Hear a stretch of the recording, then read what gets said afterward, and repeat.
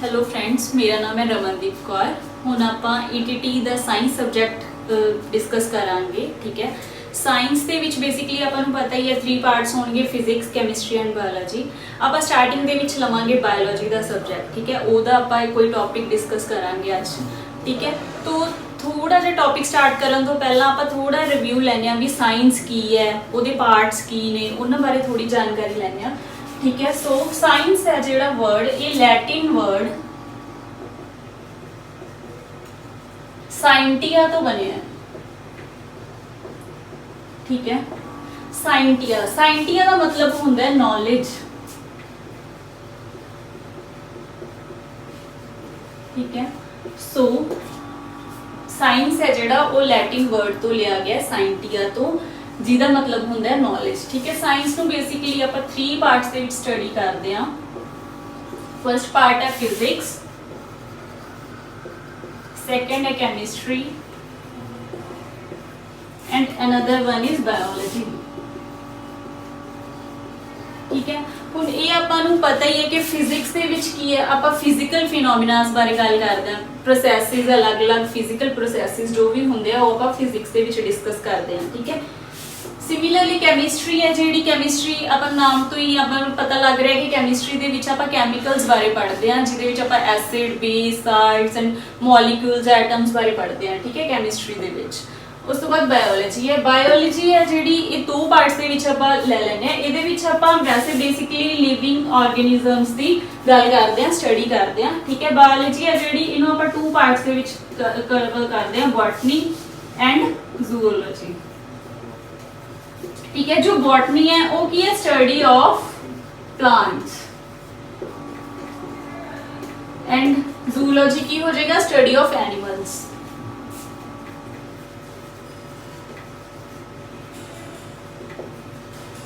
हुण ये थोड़ा अपन बेसिक रिव्यू हो गया कि फिजिक्स दे विच आपां फिजिकल फिनोमिनास की गल करदे हैं, केमिस्ट्री दे विच केमिकल्स रिलेटेड गल्लां करदे हैं, बायोलॉजी दे विच स्टडी करदे हैं लिविंग ऑर्गेनिजम्स दी। ठीक है, थोड़ा जिहा आपां इदां देख लैने आ कि टर्म्स किन्ने आपां नूं दित्तियां ने, क्योंकि ये भी आपां नूं कई बार क्वेश्चन पुट हो जांदा है एग्जाम्स दे विच। ठीक है, फिजिक्स है जो टर्म, ये डिराइव कीती सी एल्बर्ट आइंस्टाइन ने।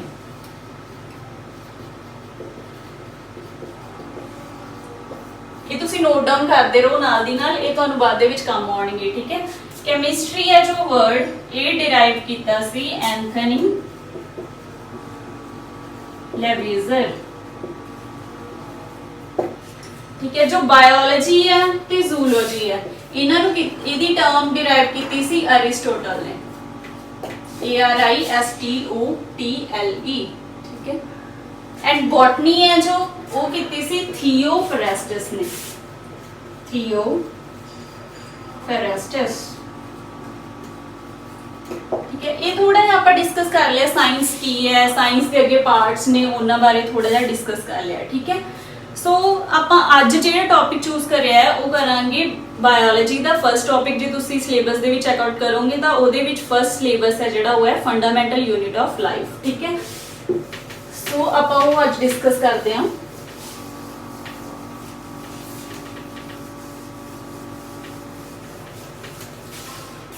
टॉपिक है अपना फंडामेंटल यूनिट ऑफ लाइफ।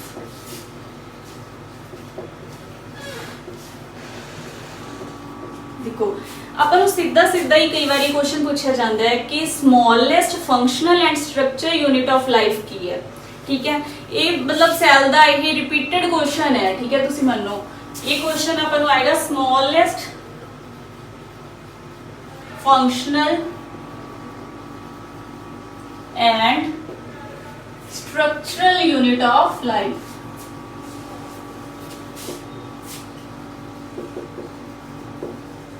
तो वो की होएगा सैल। ठीक है, ये ध्यान च रखना सैल। हुण कोई भी बॉडी है वो कंपोज होंदी है सैल्स तो। ठीक है, हर एक बॉडी जो भी है वो सैल्स तो बनती है। ठीक है, सैल्स इकट्ठे होके की बनाते हैं, एक टिश्यू। ठीक है, टिश्यू तो अगे अपने बनते हैं organs and then organ system ठीक है। इदा आप कह सकते हैं, इथों अपन पता लग रहा है भी सैल की है, smallest structural and functional unit है। ठीक है। सो सैल जो आप स्टडी करते हैं सैल की, स्टडी ऑफ सैल नूं की कहांगे, स्टडी ऑफ सैल है जिहड़ी ओनू आपां कहने आ साइटोलॉजी। जिहड़ा लॉजी वर्ड है इहदा हमेशा ही मतलब हुंदा है स्टडी, एंड साइटो दा मीन होएगा सैल। सो अपन में रिमेंबर करना इजी रहेगा कि साइटोलॉजी मतलब सैल्स की स्टडी नूं आपां कहने आ साइटोलॉजी। ठीक है। उस तो बाद थोड़ा आप देख लेने कि सैल है जेड़ा ओदी इन्वेंशन किन्ने कीती। ठीक है। इहदे बारे आपां नूं किन्ने दस्सिया कि सैल भी कोई चीज है। ठीक है। सो इन्वेंशन ऑफ सैल किन्ने कीती, रॉबर्ट हुक ने इन 1665 AD। ये तुसी पक्का ध्यान दे विच रखना है क्योंकि ये सिमिलर क्वेश्चन आएगा ही आएगा सेम टू सेम कि रॉबर्ट हुक ने 1665 दे विच सैल दी इन्वेंशन कीती।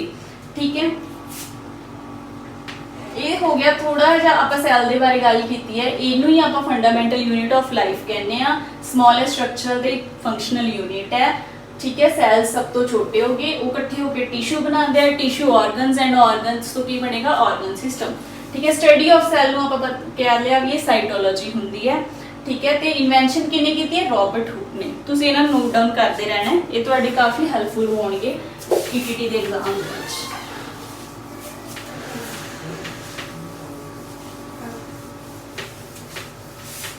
हुण आपां सैल बारे थोड़ा जिहा होर डिस्कस करते हैं। सैल बेसिकली टू टाइप्स के होंगे है, प्रोकैरियोटिक ते यूकैरियोटिक। ठीक है। प्रोकैरियोटिक आप उन्होंने कह देने जिहड़े कि इन्ने डिवेल्प्ड नहीं होंगे, आप कहने नॉट डिवेल्प्ड सैल्स। ठीक है। यूकैरियोटिक होंगे जिहड़े वैल डिवेल्प्ड सैल्स होंगे है। ठीक है। इन्हां दा आप डिफरेंस थोड़ा देख लैंदे आ। सैल्स दीयां टू टाइप्स ने,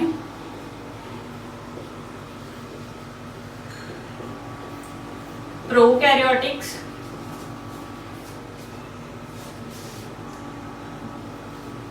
प्रोकैरियोटिक सैल ते यूकैरियोटिक सैल। जो प्रोकैरियोटिक सैल है इहदे विच एक होर मेन जिहड़ा डिफरेंस है वो की है, प्रोकैरियोटिक सैल दे विच न्यूक्लियस नहीं होएगा। न्यूक्लियस की है सैल दा ब्रेन, आपां कह दिंदे आ न्यूक्लियस है जिहड़ा ब्रेन ऑफ सैल है। क्यों? क्योंकि वो सारे फंक्शनस नूं जो सैल दे फंक्शनस ने वो कंट्रोल करदा है न्यूक्लियस। ठीक है। ते जिहड़ा प्रोकैरियोटिक सैल्स ने इन्हां दे विच जिहड़ा न्यूक्लियस है वो एग्जिस्ट नहीं करेगा। सो आपां कह Dange nucleus is absent.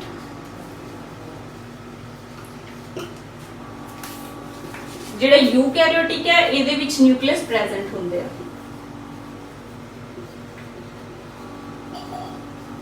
Next जो मेन डिफरेंस है वो आपां जो मैं तुहानूं पहला डिस्कस कीता है कि ये नॉट डिवेल्प्ड सैल हुंदे ने, नॉट डिवेल्प्ड सैल। जिहड़े यूकैरियोटिक होणगे ये वेल डिवेल्प्ड सैल होणगे।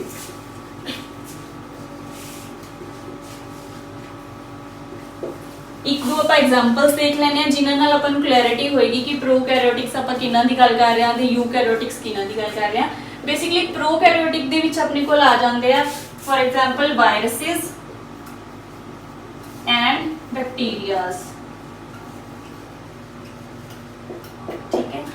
ते यूकैरियोटिक सैल दी अपनी मेन एग्जांपल्स ने जिद्दां प्लांट सैल हो गया, एनिमल सैल हो गया, एक ही ने यूकैरियोटिक सैल दी एग्जांपल्स। ठीक है। सो ये तुसी नाल दी नाल नोट करदे रहो, ये मेन बेसिक डिफरेंस यही है प्रोकैरियोटिक ते यूकैरियोटिक सैल दे विच।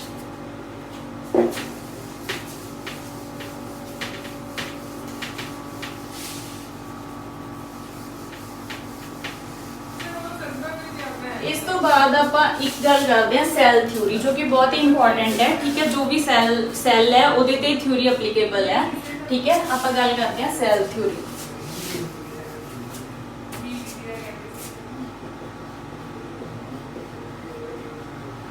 सैल थ्योरी की कहती है पहला आप समझते हैं। सैल थ्योरी है वो इदा कहती है कि कोई भी नवा न्यू सैल है जिहड़ा वो प्री एग्जिस्टिंग सैल तो ही बनेगा।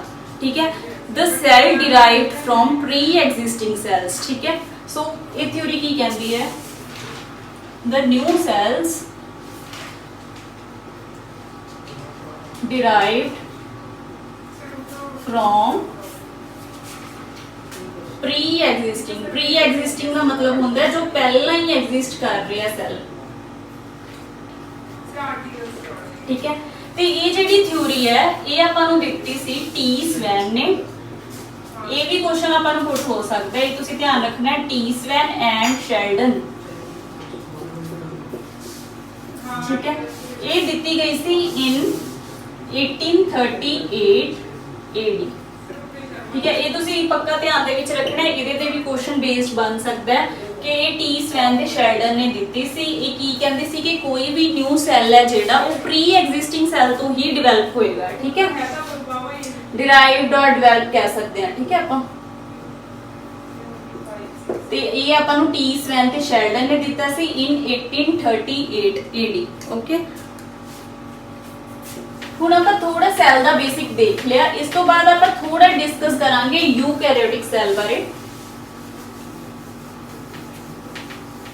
अपने यूकैरियोटिक सैल ने जिहड़े उन्हां नूं आपां टू पार्ट्स विच डिवाइड कर लैने, plant cell and animal cell. Eukaryotic cell basically two types दे आपां कह दिंदे हैं, plant cell and animal cell.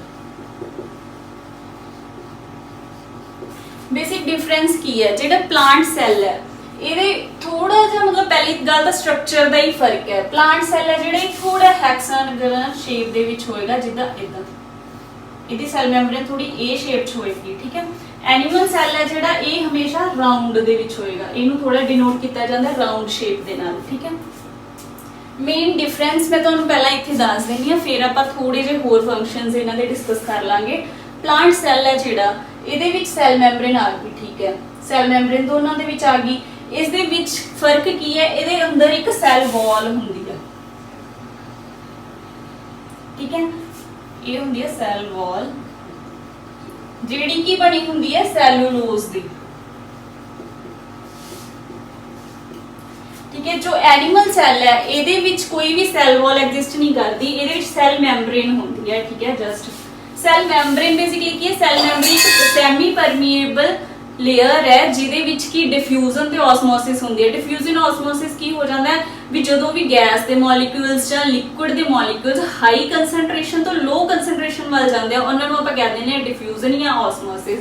ਉਹ ਨਹੀਂ ਜਿਹੜੇ ਸੈਮੀ ਪਰਮੀਏਬਲ ਮੈਂਬਰੇਨ ਆ ਜਿਹਨੂੰ ਆਪਾਂ ਸੈਲ ਮੈਂਬਰੇਨ ਕਹਿ ਦਿੰਦੇ ਆ, ਇਹਦੇ ਥਰੂ ਹੋ ਜਾਂਦਾ ਹੈ, ਠੀਕ ਹੈ।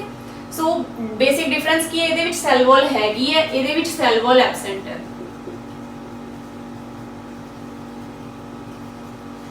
ਨੈਕਸਟ ਜੋ ਮੇਨ ਡਿਫਰੈਂਸ ਹੈ ਉਹ ਇਹ ਹੈ ਕਿ ਇਹਦੇ ਵਿੱਚ ਪਲਾਸਟਿਡਸ ਹੁੰਦੇ ਆ,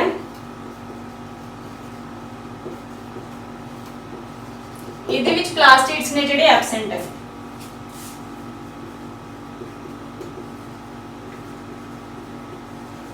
ਹੁਣ ਆਪਾਂ ਦੇਖਾਂ ਪਲਾਸਟਿਡ ਕੀ ਹੁੰਦਾ। ਪਲਾਸਟਿਡਸ ਨੇ ਜੋ ਪਲਾਂਟ ਦਾ ਜਿਹੜਾ ਕਲਰ ਹੁੰਦਾ ਉਹ ਕਲੋਰੋਪਲਾਸਟ ਕਰਕੇ ਹੁੰਦਾ ਜਿਹੜੇ ਕਿ ਪਲਾਸਟਿਡਸ ਦੇ ਅੰਡਰ ਆਉਂਦੇ ਆ, ਠੀਕ ਹੈ। ਸੋ ਪਲਾਂਟ ਦਾ ਜਿਹੜਾ ਗ੍ਰੀਨ ਕਲਰ ਜਾਂ ਡਿਫਰੈਂਸ ਕਲਰ ਹੁੰਦੇ ਆ, ਜਿਹੜੇ ਡਿਫਰੈਂਟ ਕਲਰ ਉਹ ਕਲੋਰੋਪਲਾਸਟ ਕਰਕੇ ਹੁੰਦੇ ਆ ਤੇ ਉਹ ਪਲਾਸਟਿਡਸ ਕਰਕੇ ਹੁੰਦੇ ਆ, ਠੀਕ ਹੈ।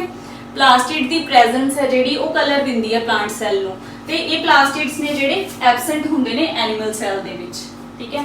ਮੇਨ ਡਿਫਰੈਂਸ ਦੋਨਾਂ ਦੇ ਵਿੱਚ ਇਹੀ ਹੈ, ठीक है। बाकी जो भी चीज़ां होणगियां थोड़ियां सिमिलर ही चलणगियां दोनों दियां, ठीक है। तो आपां थोड़ा मेन ओवरव्यू च लवांगे अज, मतलब इन्हां नूं डीप दे विच आपां बाद दे विच डिस्कस करांगे नैक्सट लैक्चरस दे विच, क्योंकि वो थोड़ा जिहा वास्ट टॉपिक है। ये आपां थोड़ा जिहा अज बस ओवरव्यू ही कलैक्ट कर रहे हैं, ठीक है। सो पहला आपां गल करदे हां सैल मैंबरेन। सैल मैंबरेन मैं तुहानूं दस्सिया भी प्लांट सैल दे विच भी है ते एनिमल सैल दे विच भी है। एक सैमी परमीएबल मैंबरेन है जिहदे थ्रू गैस दे मॉलिक्यूल्स ते लिक्विड दे मॉलिक्यूल्स ने जिहड़े वो आर पार जांदे ने high concentration to lower concentration, ठीक है। ये हो गया सैल मैंबरेन। दूसरा आपां गल करदे हां सैल वॉल। सैल वॉल आपां गल कीती कि सिर्फ प्लांट्स दे विच प्रेजेंट हुंदी है, ठीक है। थर्ड आपां गल करदे हां प्लास्टिड्स की कर लेने, चलो ਇਹ ਵੀ ਕੀ ਨੇ ਆਪਣੇ ਸਿਰਫ ਪਲਾਂਟਸ ਦੇ ਵਿੱਚ ਹੋਣਗੇ। ਨੈਕਸਟ ਆਪਾਂ ਗੱਲ ਕਰਦੇ ਹਾਂ ਮਾਈਟੋਕੌਂਡਰੀਆ। ਜੋ ਮਾਈਟੋਕੌਂਡਰੀਆ ਹੈ ਇਹ ਪਲਾਂਟ ਸੈੱਲ ਦੇ ਵਿੱਚ ਵੀ ਹੁੰਦਾ ਹੈ, ਐਨੀਮਲ ਸੈੱਲ ਦੇ ਵਿੱਚ ਵੀ ਹੁੰਦਾ ਹੈ। ਮਾਈਟੋਕੌਂਡਰੀਆ ਬੇਸਿਕਲੀ ਇਹਦਾ ਫੰਕਸ਼ਨ ਕੀ ਹੈ, ਇਹਨੂੰ ਆਪਾਂ ਸਾਈਟ ਆਫ ਰੈਸਪੀਰੇਸ਼ਨ ਵੀ ਕਹਿੰਦੇ ਆ। ਜੋ ਵੀ ਮਤਲਬ ਸੈੱਲ ਦੀ ਰੈਸਪੀਰੇਸ਼ਨ ਹੁੰਦੀ ਹੈ ਉਹ ਮਾਈਟੋਕੌਂਡਰੀਆ ਦੇ ਵਿੱਚ ਹੁੰਦੀ ਹੈ। ਇਹਦੀ ਥੋੜੀ ਜਿਹੀ ਸ਼ੇਪ ਇਦਾਂ ਹੁੰਦੀ ਹੈ, ਪਲਾਂਟ ਸੈੱਲ ਦੇ ਵਿੱਚ ਇਦਾਂ ਪਿਆ ਹੋਏਗਾ, ਸੈੱਲ ਵਾਲ ਹੈ ਜਿੱਦਾਂ, ਇੱਥੇ ਮਾਈਟੋਕੌਂਡਰੀਆ ਹੋ ਗਿਆ, ਠੀਕ ਹੈ। ਉਦਾਂ ਹੀ ਐਨੀਮਲ ਸੈੱਲ ਹੈ, ਇਹਦੇ ਵਿੱਚ ਥੋੜਾ ਜਿਹਾ ਇਦਾਂ ਸਾਈਡ ਤੇ ओवल शेप्ड ਹੁੰਦਾ ਹੈ ਮਾਈਟੋਕੌਂਡਰੀਆ, ਠੀਕ ਹੈ। ਇਹਨੂੰ ਆਪਾਂ ਕੀ ਹੈ ਦੋ ਚੀਜ਼ਾਂ ਕਹਿ ਦਿੰਦੇ ਆ, ਇੱਕ ਤਾਂ ਆਪਾਂ ਕਹਿ ਦਿੰਦੇ ਆ ਸਾਈਟ ਆਫ ਰੈਸਪੀਰੇਸ਼ਨ, ਇਹਦੇ ਬੇਸ ਪੱਕਾ ਇੱਕ ਕੁਐਸਚਨ ਬਣੇਗਾ ਹੀ ਬਣੇਗਾ, ਸਾਈਟ ਆਫ ਰੈਸਪੀਰੇਸ਼ਨ ਕਹਿ ਦਿੰਦੇ ਆ, ਜਾਂ ਇਹਨੂੰ ਪਾਵਰ ਹਾਊਸ ਕਹਿ ਦਿੰਦੇ ਆ ਸੈੱਲ ਦਾ, ਠੀਕ ਹੈ, ਪਾਵਰ ਹਾਊਸ ਆਫ ਸੈੱਲ।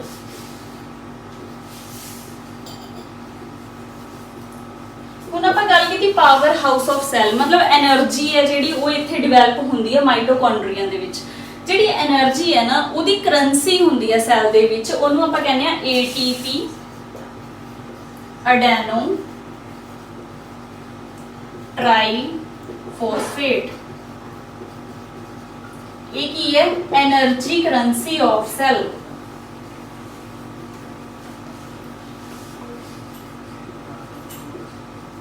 जो भी एनर्जी डिवेलप होती है माइटोकॉन्ड्रिया दे विच, ओदी जो आप कहते हैं करंसी, मतलब जिदा इंडिया दे विच कहने आप रुपीज़ की है करंसी है, तो वो एनर्जी की करंसी की है जिहड़ी सैल दे विच प्रोड्यूस होती है ATP, एडेनो ट्राईफॉस्फेट, ठीक है। नैक्सट आप गल करते हैं गोल्गी अपरेटस।